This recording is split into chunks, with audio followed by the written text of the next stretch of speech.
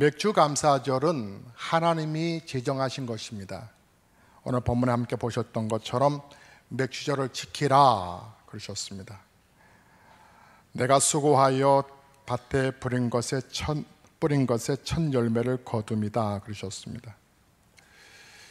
예굽을 떠나서 40년 동안을 광야에서 방황하던 이스라엘 백성들이 약속의 땅, 꿈에 그리던 가나안 땅에 입성하게 됐습니다. 그곳에 정착해서 그 땅의 소산을 먹게 된 거, 그들을 돌보신 하나님의 전적인 은혜였는데, 이 거둔 곡식의 첫 열매, 아마 보리를 심었던 것 같죠? 보리가 먼저 경작이 잘 됐던 것 같아요. 그래서 추수 열매를 드려라, 맥주절. 그런데 하나님께서 이 절기를 제정하신 게 크게 세 가지가 있어요. 그게 첫 번째가 유월절이거든요. 유월절은 이스라엘 백성들이 430년 동안 있었던 그 종살이에서 해방된 날이에요. 해방된 날을 기념해라. 유월절. 다음으로 오늘 나와 있는 말씀대로 가나안 땅에 정착해서 첫 열매를 얻게 된 그 맥주절 지켜라.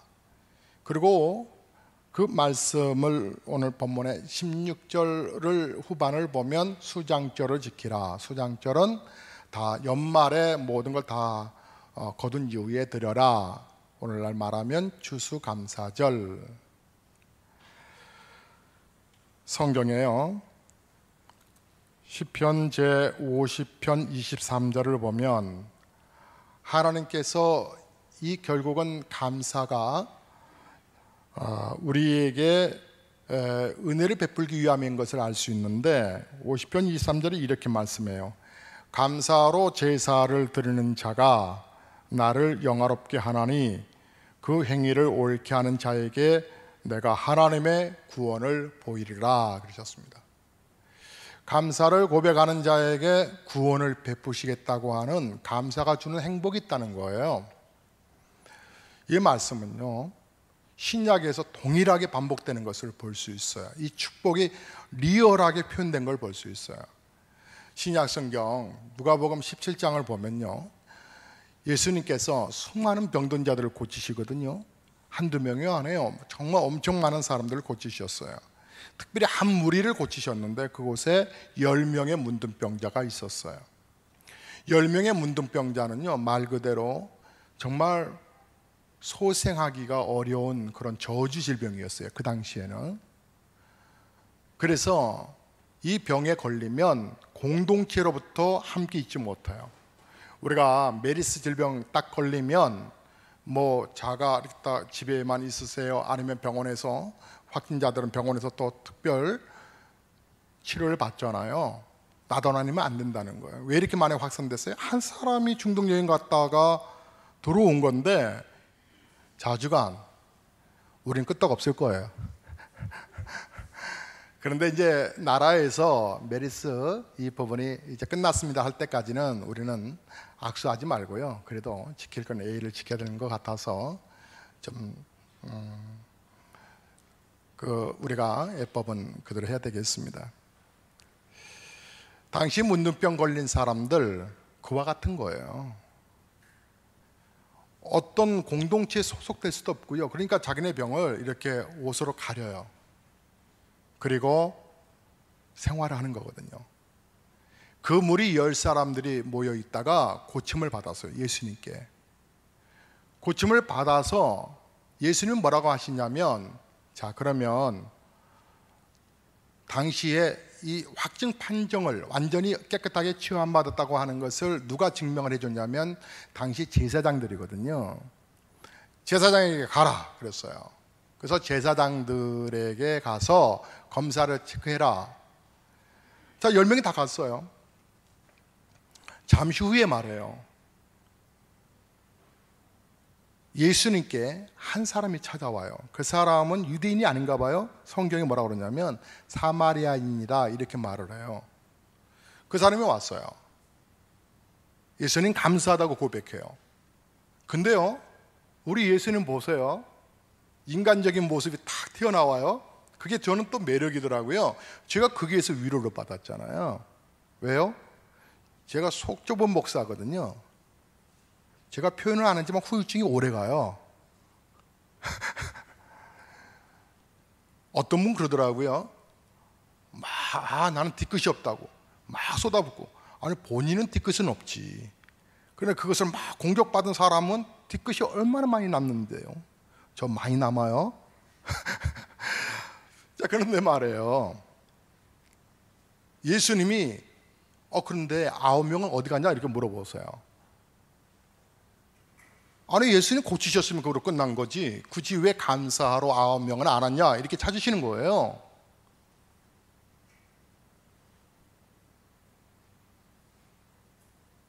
제가 우리 성도님들, 우리 교육자들과 함께 새벽마다 기도하잖아요. 성도님들 가정을 위해서. 여러분 그런 자부심 하나 있으시죠? 우리 교회 등록하면 시신까지도 책임져 준다. 맞아요. 제가요 애경사, 장례은 엄청 신경을 써요. 성도님 친척이라도, 그러니까 부모님 또 이제 그런 어떤 직계가족 부분이면 바로 조화를 바로 보내요. 그래서 교회에서 어떻게든 간에 위로할 수 있는 방법이 뭔지 빨리 찾아서 가게끔 해요. 그런데 어쩔 때는 그걸 당연하게 생각하시는 성도님들이 계세요. 당연하게. 교회가 그런 곳이지 뭐. 그래서 잃어버린 감사라고 해야 될까요? 우리 예수님이 물으세요. 고쳐주셨으면 그거로 끝내시지 뭘 물어보시냐고요. 9명 어디 갔냐는 거예요. 그러시면서 그 한 사람에게, 감사했던 그 사람 있잖아요, 그 사람에게 우리 예수님께서 오늘 너가 이제 구원함을 받았다, 구원의 축복을 주세요. 그러니까 육신적인 치료 받아봤자 사실은 그건 다시 아파요. 다시 아파서 다시 죽어요. 영혼은요 죽는 게 아니거든요. 근본적인 이 축복을 받게 돼요. 이 사람은요 감사를 고백하다가 축복받은 정말 행복한 사람이 된 거예요. 다시 한번 말씀 좀 띄워보세요. 시편 50편 23절. 감사로 제사를 드리는 자가 나를 영화롭게 하려니 그 행위를 옳게 하는 자에게 내가 하나님의 구원을 보이리라. 감사가 결국은 뭐예요? 우리의 삶에 엄청난 은혜와 축복을, 행복을 가져다 주는 것을 알 수가 있어요. 사랑하는 성도 여러분, 맥주 감사절은요 말 그대로 감사절이에요. 예.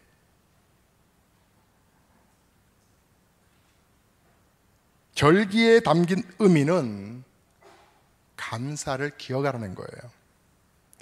여기의 내용을요 동일하게 신명기서, 구약성경 신명기서 16장 12절을 보면 모세가 이런 말을 해요. 다 함께 읽어보실까요? 시작.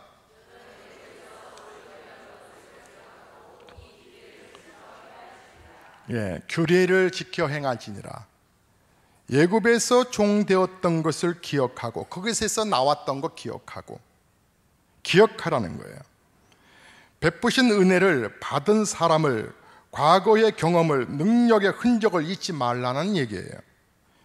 이것이 절기를 주는 하나님의 의도라는 거예요. 기억하라는 거예요. 기억하라는 거. 칼 힐트라고 하는 사람은 그의 행복론에서 감사하는 사람은 젊어진다 그랬어요. 존경받는 미국의 역대 대통령 가운데서 아브라함 링컨은 감사를 할 줄 아는 사람에게는 발전이 있다 그랬어요. 사람을 가리켜서 우리 흔히 망각의 동물이라 이렇게 우리가 말하잖아요. 잃어버리는 기능이 있다는 거예요. 사실 하나님이 인간을 이렇게 만든 것은 은혜라고 생각드는데 우리가 다 기억할 수 없어요. 물론 다 기억할 필요도 없고요. 쓸데없는 것은 빨리 지워야 돼요. 정신 건강을 위해서, 그리고 육신 건강을 위해서 지울 것은 빨리 지워야 되겠어요. 그래야 치유된 사람으로 건강하게 살 수 있거든요. 모든 질병의 원인이 스트레스라고 하잖아요. 어느 날 제 목양 연구실에 이 컴퓨터가 제대로 잘 작동이 안 되어요. 느려져요. 알고 보니까 큰애가 와서 쭉 점검을 하다가 이거는 빨리 이렇게 정리를 안 해서, 그리고 용량이 작아서 그렇다는 거예요. 그래서 용량을 하기 위해선 빨리빨리 압축시킬 건 압축시키고 버릴 건 버리고 버리는 거예요. 그래야 제대로 작동되고 쓸 수 있다는 거예요. 마찬가지예요. 사람도 쓸데없는 것은 빨리 지워야 되고 잊어버려야 할 것은 빨리 잊어버려야 되는데, 문제는 타락한 인간의 습성 가운데 이런 것이 나타난다는 거예요. 잊을 것은 기억하고 기억해야 할 것은 잊어버리고. 이스라엘이 그랬다는 거죠. 그들은 기억할 것을 잊고 살았어요. 하나님의 은혜가 그들의 역사 속에 잔잔히 흐르고 있음에도 불구하고 그들은 하나님이 주신 은혜로 살아왔던 것을 망각을 했어요. 하나님이 얼마나 도우셨는데요. 홍해바다도 갈라주셨죠. 물 없을 때 물을 주셨죠. 만나도 내려주셨죠. 낮에는 구름기둥으로 밤에는 불기둥으로 인도해 주셨죠. 신명기서 말씀을 보면 아주 재밌게 표현하고 있어요. 너희가 40년 동안 의복이 떨어졌더냐, 너희가 굶어서 죽었더냐, 하나님이 다 지켜주지 않았더냐, 이렇게 말씀해요. 사랑하는 성도 여러분, 감사라고 하는 단어가 히브리어로 보면 토다라고 하는 말이에요. 기억하다라고 하는 의미. 그런데 헬라어로 말이죠, 감사라고 하는 말은 카리스라고 표현을 해요. 히브리어는 토다, 헬라어는 카리스. 카리스는 은혜를 깊이 새기다라고 하는 뜻이에요. 즉 감사라고 하는 법은 이스라엘 백성들에게 하나님의 은혜를 잊지 아니하고 고백하는 이 거룩한 행위라고 생각했던 거죠. 여러분, 지금부터 60년 전에 말이죠, 그러니까 먼저 저희의 먼저 인생을 살아오신 우리 아버지, 어머니 60년을 거슬러 올라가면, 그 전에 그 시대에는 인간들이 생활함에 있어서 꼭 필요한 여러 여건들 가운데서 필요한 주변적인 환경들이 72가지가 필요했었대요.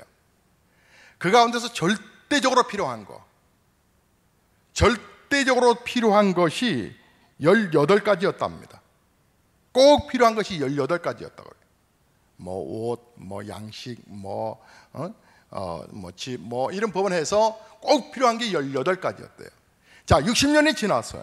60년이 지난 지금 우리가 생활 환경 속에서 필요한 것들이 몇 가지가 필요하냐라고 하니까 아마 자동차도 포함되어 있었겠죠. 그래서 한 500가지가 필요하대.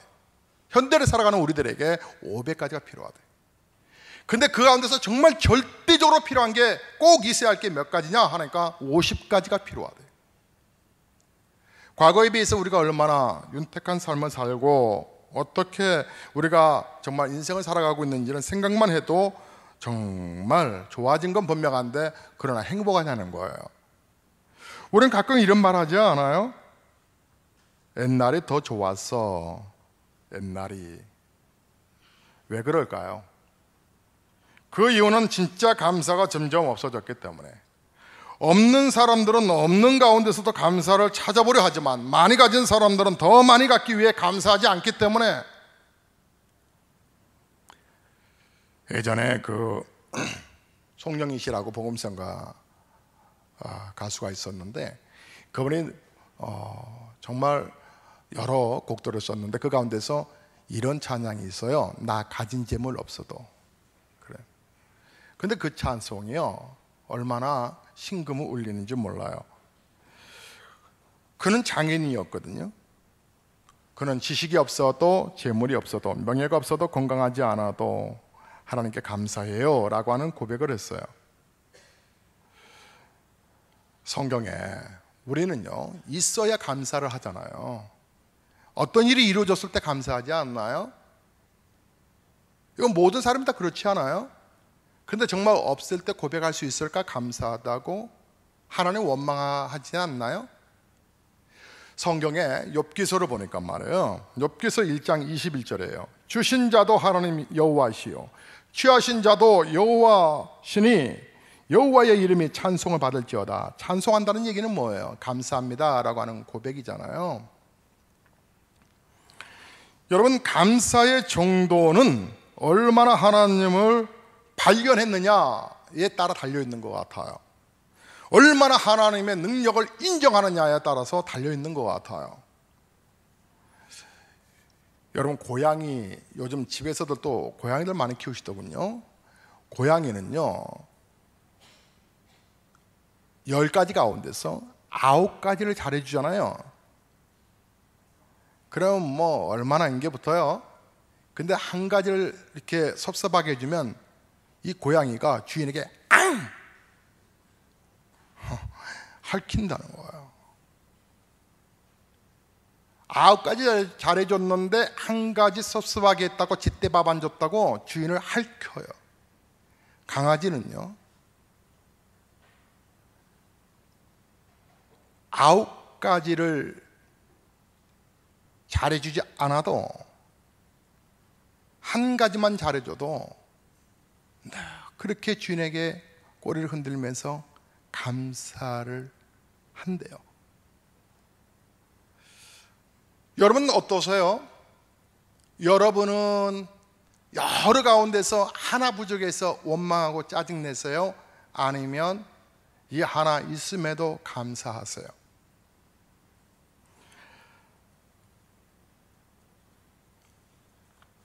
강아지를 9번이나 구박하다가 한 번 이렇게 이뻐했는데 그 강아지가 주인의 은혜 앞에 감격한다면 그 강아지 얼마나 귀여워요.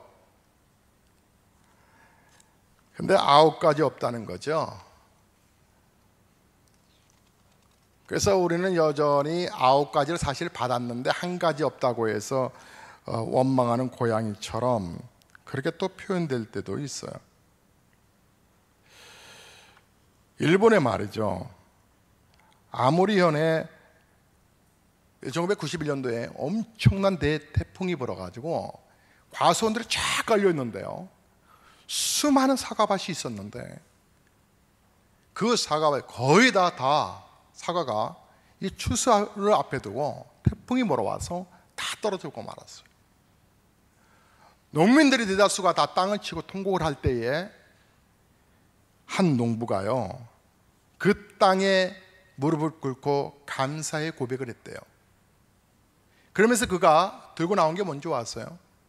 강력한 태풍에도 떨어지지 않는 이 사과가 있습니다. 이 사과는 특별한 사과, 엄청난 강풍에도 살아남은 사과입니다. 홍보를 마케팅을 했다는 거 아니에요? 그래서 그 사과가 팔리는데 가격을 10배로 받았다는 거 아닙니까? 손했을까요? 정상일까요? 예, 다 복원된 거죠. 사람은 어떤 의식을 갖느냐에 따라서 그 악조건이 강한 축복으로 다가올 수 있다는 거예요. 이 사람은 그런 마음을 품은 거예요.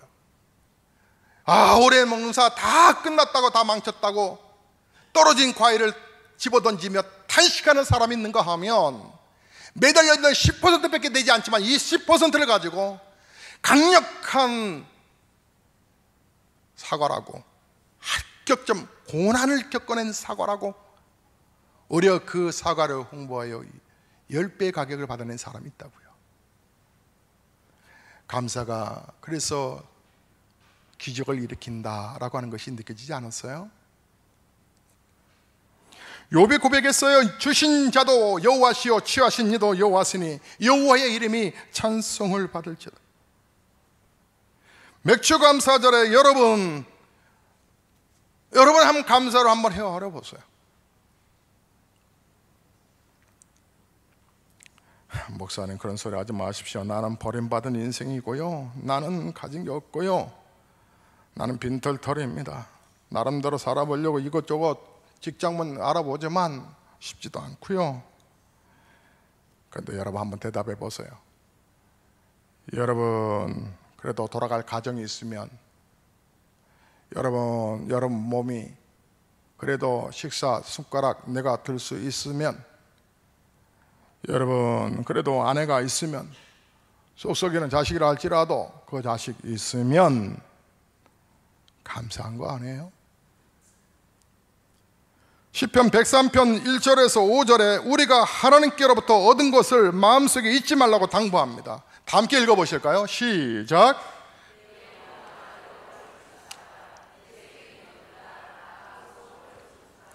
네 여호와를 송축하며 그 모든 은택을 잊지 말지어다. 저가 내 모든 죄악을 사하시며 내 모든 병을 고치시며 내 생명을 파멸에서 구속하시고 인자와 긍휼로 관을 씌우시며 좋은 것으로 내 소원을 만족케 하사 내 청춘으로 새롭게 하신다. 예, 은택을 잊지 말라는 얘기예요.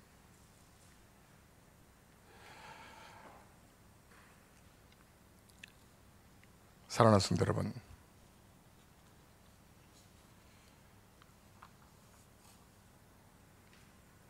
저는 오늘 맥주감사절 예배를 인도하면서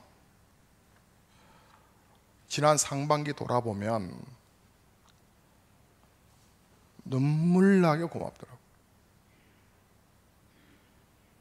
요즘은 작은 거 하나라도 부담스러우면 손을 놔버리는 시대예요. 교회 너무 사랑해서 교회 앞에 울며 새벽을 깨워 기도하시고 헌신하고 충성하는 우리 성도님들, 그리고 오늘 찬양 동영상으로 다시 보고 싶은데 뒤통수만 봐가지고 찬양하면서 행복했을 우리 성도님들, 이 부분에 대해서 하나님은 고백이 필요하다는 거예요.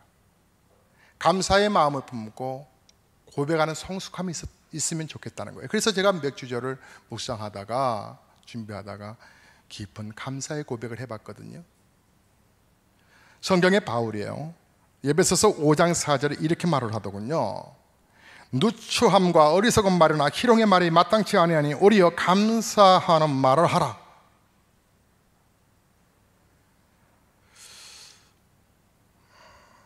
감사하는 말을 하라. 언어가 참 중요하다는 거예요. 감사라고 하는 고백에는 강력한 힘이 있다는 거예요. 소망을 이루어 주시는 감사의 힘이라고 하는 책을 쓴 렐슨이라고 하는 사람이 있어요. 그 사람이 이렇게 말을 하더군요.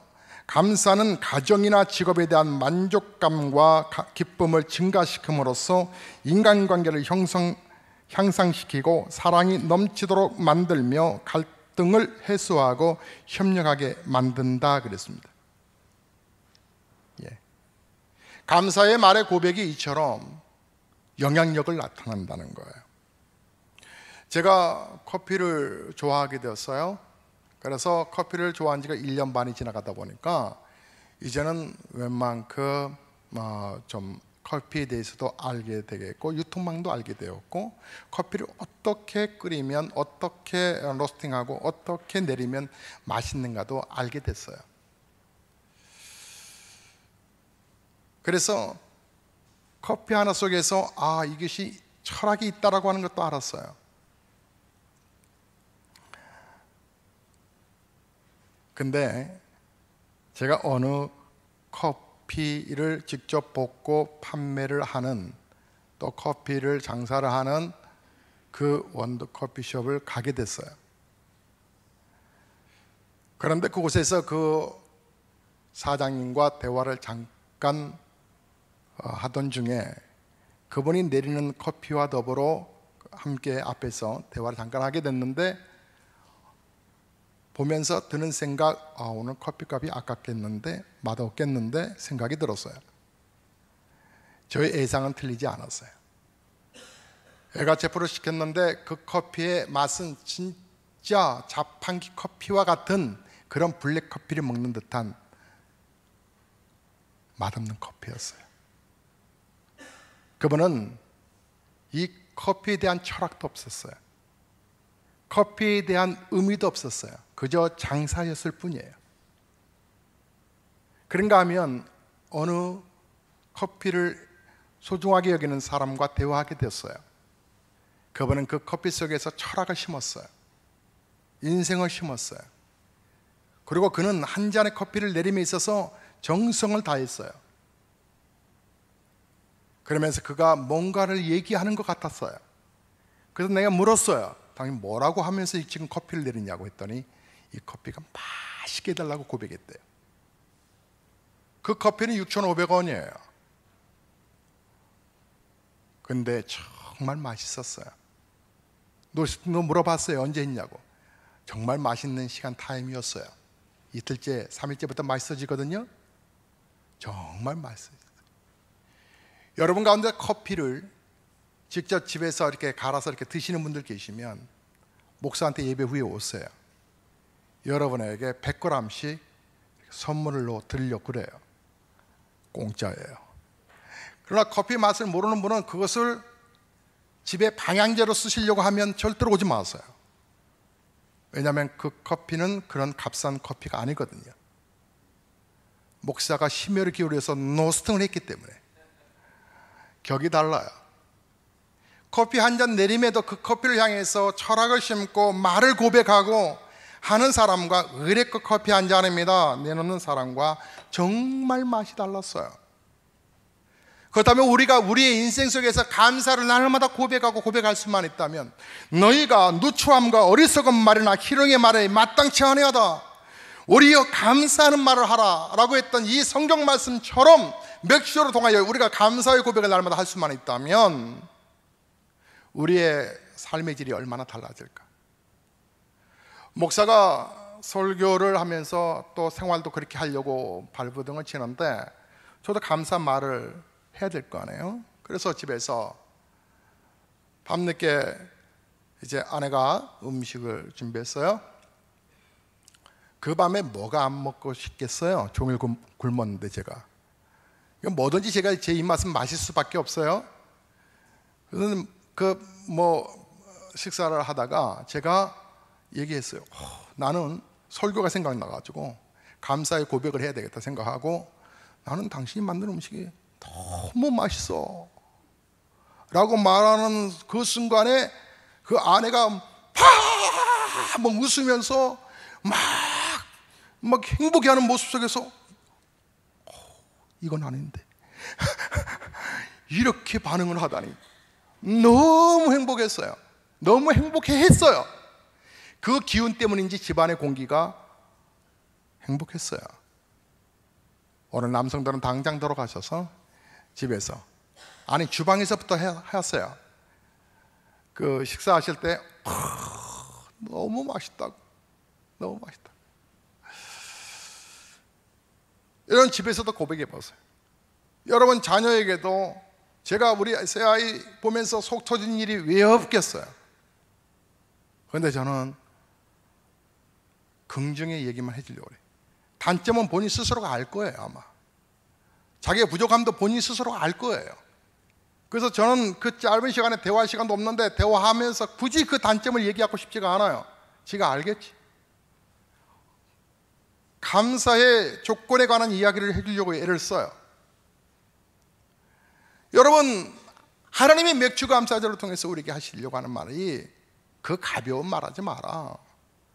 감사의 고백을 해라. 감사의 제사를 드리라. 너희에게 구원을 보이리라. 엄청난 하나님의 행복이 따라온다는 거예요. 자, 여러분 마음을 이렇게 품고 우리 옆에 계신 분에게 한번 고백해 보겠습니다. 정말 사랑의 마음을 품고서 고백해야지 값싼 철학도 없는 커피숍에서 커피 내리던 그런 사람 말고 한 잔에 부들부들 떨면서 커피를 내리던 핸드드립 했던 그 사람의 그 심정처럼 감사의 마음을 품고 재수없게 내 옆에 앉았네 그러지 마시고 옆 사람 쳐다보시면서 주님의 이름으로 축복합니다. 고백하겠습니다. 시작. 아마 여러분의 고백 따라 여러분이 먼저 스스로 행복해질 거예요. 감사는 인간관계에 정말 큰 영향을 미칠 수밖에 없거든요. 가정이나 직업에 대한 기쁨과 만족감을 증가시키는 건 여러분 인간관계가 어떻게 형성됐느냐에 따라서 이루어져 가는 거잖아요. 감사가요, 직업 환경을 향상시키고 여러분이 소속돼 있는 구성원들을 행복하게 만든다는 거 아닙니까? 이분은 아주 냉철해. 이분은 아주 판단력이 있어요. 그게 틀린 말은 아니에요. 그러나 결과적으로는 유익된 말이 아니에요. 여러분, 여러분을 바라보는 남편은 여러분 바라보고 열받아 죽으려고 하는데, 여러분이 그렇게 완벽하지 못하다라고 하는 것은 가족들이 다 알고 있는데, 여러분이 잘났다고 여러분의 의식을 막 얘기해 버리면, 연약한 여러분이 고백하는 그 고백 속에서 다른 사람은 얼마나 답답하게 들리겠어요.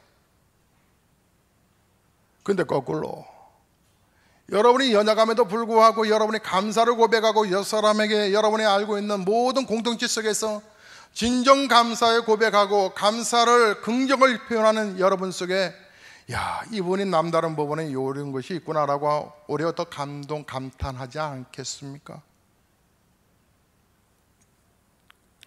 아리스토텔레스는 인간의 마음 중에 가장 늙은 부분이 있다면 그것은 곧 감사하는 마음이다 그랬습니다. 감사하는 마음이 가장 쉽게 늙은다는 거예요. 그래서 감사 불감증을 갖게 한다는 거죠. 현대인들에게 만연해 하고 있는 질병 중에 하나가 감사 불감증.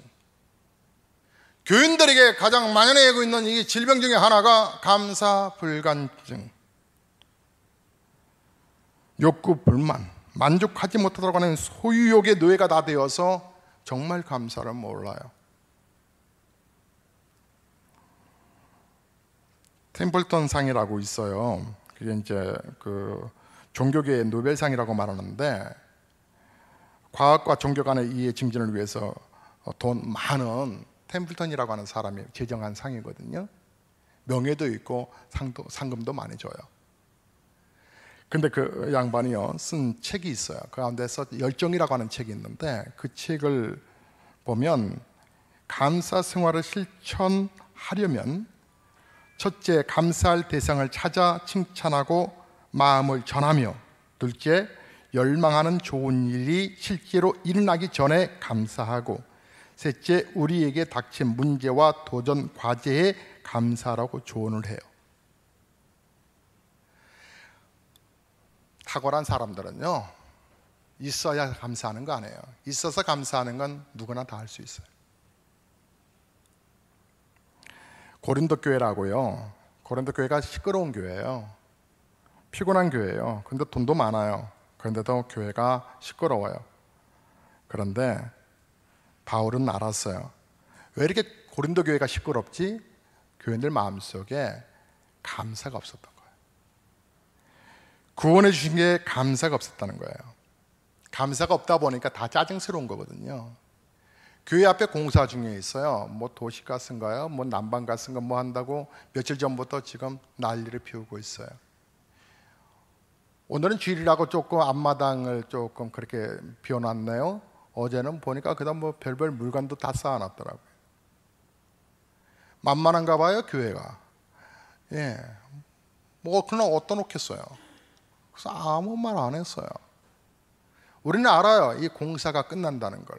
그리고 이것이 우리 지역에 유익된 것이라는 것을 알아요. 그래서 공사 곧 끝나겠지 하고 불편함을 참아요. 공사 중 불편함 참아야 돼요. 사랑하는 성도 여러분, 우리가 말이죠, 믿음 생활, 신앙 생활 하면서 우리는 계속 공사 중이라는 것을 기억해야 돼요. 저 사람의 성숙하지 못한 것도 공사 중이겠다 생각하고 감사를 표현해야지, 이에는 이, 눈에는 눈, 대하며 똑같은 환경 속에 그렇게 갈등만 하는 그런 공동체가 될 수밖에 없어요. 고린도 교회가 계속 공사 중이었는데 공사 중을 끝난다라고 생각을 하지 않았거든요.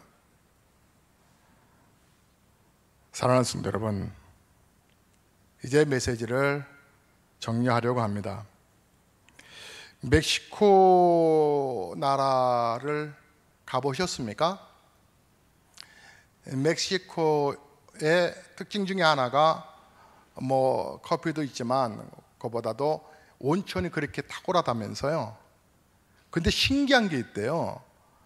온천 수가 뜨끈뜨끈하고 아주 좋은 온천이 이렇게 뜨끈뜨끈한 온천이 있는가 하면 조금 지나면 탄산수처럼 탄산 온천이 있다는 거예요. 그래서 이게 얼마나 보편화됐는지 아주머니들이 빨랫감을 가지고 이게 뜨거운 이 온천수 나오는 거에 있어서 막 갖고 팍 빨아가지고 이쪽으로 좀 옮겨가지고 탄산수에 물을 다 헹군다는 거예요. 와, 여러분 목욕하기도 힘든데 빨래를 해? 여러분 부럽지 않으세요? 우와, 그런 곳이 있다니. 그런데요, 그들이 행복하냐고 물어보니까 아니라는 거예요. 짜증난다는 거예요. 왜냐 하니까 비눗물이 담겨져 있는 온천수는 안 나오냐는 거예요. 비눗물 담겨져 있는 온천수, 그래서 딱 넣으면 알아서 그냥 세탁기처럼 말해요. 그런 온천수 없냐는 거예요.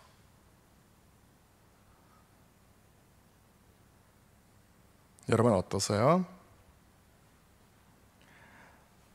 우리는 지금 있는 거에 감사보다는 계속 없는 것만 찾아요. 아내에게, 자식에게, 남편에게, 교회에게 없는 것만 찾아요. 지금은 이제 그러시는 분들이 좀 없으시던데,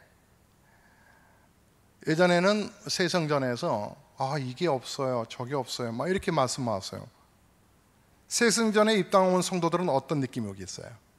조그만 상가교회에서 세성전 왔을 때 성도들은 어떤 느낌이겠어요? 와, 우리가 자치적으로 드려지는 예배당이 있다니. 와, 본당에서 예배당에서 예배 끝나고 우리 주일 예배 식사하고 그랬는데 식당이 따로 있다니. 아이들 제대로 있는 공간 없어서 어른들 예배 드릴 때 그 공간적인 부분 앞에서 아이들 다 앞마당에서 놀거나 차도 때문에 걱정스러운데 애들이 따로 있는 교육관이 있다니. 성도님들이 함께 차를 나눌 수 있는, 차를 마실 수 있는 이 커피숍이 있다니. 나름대로 있는 게 너무 많은 거예요. 그런데 왜 교육실에 프로젝트가 제대로 없어? 왜 에어컨만 되고 난방은 안 돼?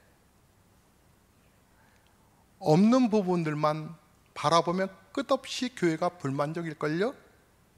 근데 없던 것 가운데서 딱 교회가 있는 분들에게는 너무 감사한 일들만 있어요. 교회를 엘리베이터 세우려고 아주 발부동을 쳤어요. 그러나 용적률이 안 된다고 해서 허가가 안 돼서 결국 엘리베이터를 본당에다 못 놨어요. 그래서 연세 드신 분들 오고 내리실 때 많이 힘드시겠다 생각을 해요. 근데 그 전에 상가교회에 있을 때 공간이 작아서 3층을 또 매입한 적이 있었거든요. 그 건물은 4층까지 엘리베이터가 없어요. 지하에서 3층까지 막 뛰어 올라다녔었어요. 그분들에게 2층은 눈에 들어올까요? 이건 뭐 금방 올라오죠. 하나님이 기억하기를 원하고 계세요. 감사를 기억할 것을. 6개월 동안 여러분 당연하게 살아오셨죠. 근데요, 메르스의 이번 질병에 걸린 사람들이 얼마나 많은 줄 아세요? 원하지 아니하게 감염된 사람들이 수천 명이었는 거 아시죠? 그의 간접적인 부분이든 직접적인 부분이든 이것 때문에 돌아가신 분들 계시죠. 지금도 힘들게 고난 속에 있는 분들 계시죠. 괜찮잖아요. 중국 어쩌다 승진해서 교육 갔다가 이게 무슨 참변이에요? 승진 안 된 게 다행이었겠죠. 아마 공무원들 가운데서 내가 이 승진 자리에서 놓친 거 억울하고 막 속상했던 사람이 있었겠지만, 야, 내가 그거 갔으면 그곳에서 위험 당할 수도 있었는데 그때 감사를 깨달았었겠죠. 한번 보자고요. 여러분, 우리가 믿음 생활하면서 정말 빨리 회복해야 될 게 감사를. 발로 쓴 내 인생의 악보라고 하는 저자 레나 마리아가 우리나라에서도 또 내용 공연도 했는데, 그녀가 태어날 때 양손도 없었고 한쪽 발도 짧았고 그런데 절망하지 않았대요. 그 한쪽 발로 글을 쓰고 밥을 먹고 발가락으로 피아노 치고 십자수도 놓았대요. 피나는 노력 끝에 수영과 운전도 하게 되었고 장애인 올림픽에서 상도 받았대요. 그가 얼마나 노래를 잘하는지 아름다운 찬양으로 수많은 사람들에게 감동을 줬대요. 그녀는 자기를 장애자라고 생각하지 않았대요. 그저 나는 다르게 살아가는 사람이야 이렇게 생각했대요.